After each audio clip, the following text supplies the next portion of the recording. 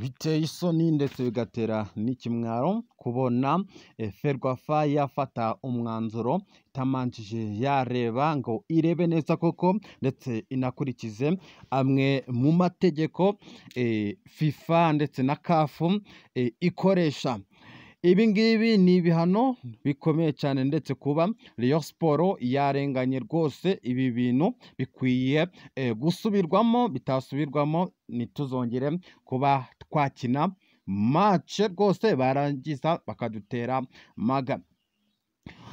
Itangazo rero ryaturutse ibukuru mu kipe ya Rayon Sport ku bujurire bwayo, aho perezida w'umuryango Tadeo yanditse ibaruwa iremereye irimo n'amagambo akakaye cyane ku buryo nawe ko ubona ko Rayon Sport yaba yarenganye. Rayon Sport yajuriye icyemezo cyafashwe na komisiyo y'amarushanwa ya Ferwafa cyo gusubiramo umukino ubanza wa kimwe cya kabiri cy'igikombe cy'amahoro wahuje Mukura Victory ndetse na Rayon Sport wabereye muri stade Huye tariki ya 15 Mata 2025 wahagaritswe kubera impamvu z'umuriro udahagije. Rayon Sport irasaba gushyiraho mu bikorwa ingingo ya 38 y'amategeko agenga amarushanwa ya Ferwafa. Rayon Sport igahabwa intsinzi ku bitego byayo bitatu.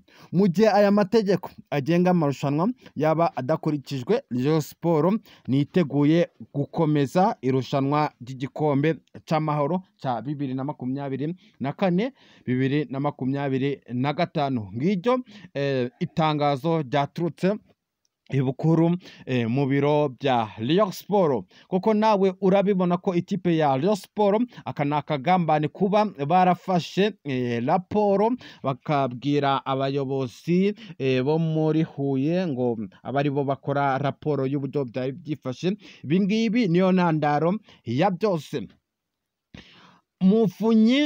Muvunyi ndetse na Tadeo bavuze amagambo akomeye cyane ngo aho gusubiramo match bareka gukina bakabatera maga, kuko ubu bugambanyi bukorewe Rayon Sport ni ubugambanyi burimo abakuru mu bayobozi ba Ferwafa.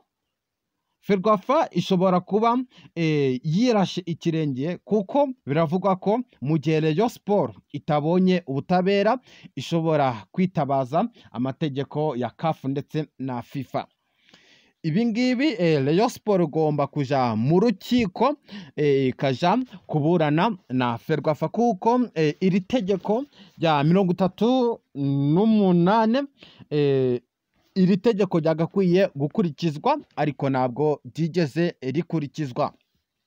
Ubundi iyo winjiye mu mategeko ya FIFA ndetse na CAF usanga iri tegeko rigomba kubahirizwa. Biramutse ari nko muri match za CAF cyangwa se FIFA, iri tegeko ryahita ryubahirizwa, ariko ndibaza ngo impamvu kubera iki ritakurikijwe muri Ferwafa. Ringiri ni ikosa rikomeye cyane, niyo mpamvu Perezida Tadeo yahise akoresha inama igitaraganya abayobozi ndetse harimo na kapiteni w'ikipe ya Rayon Sport kugira ngo nawe ibyavugiwe mu nama ahite abigeza ku bakinnyi.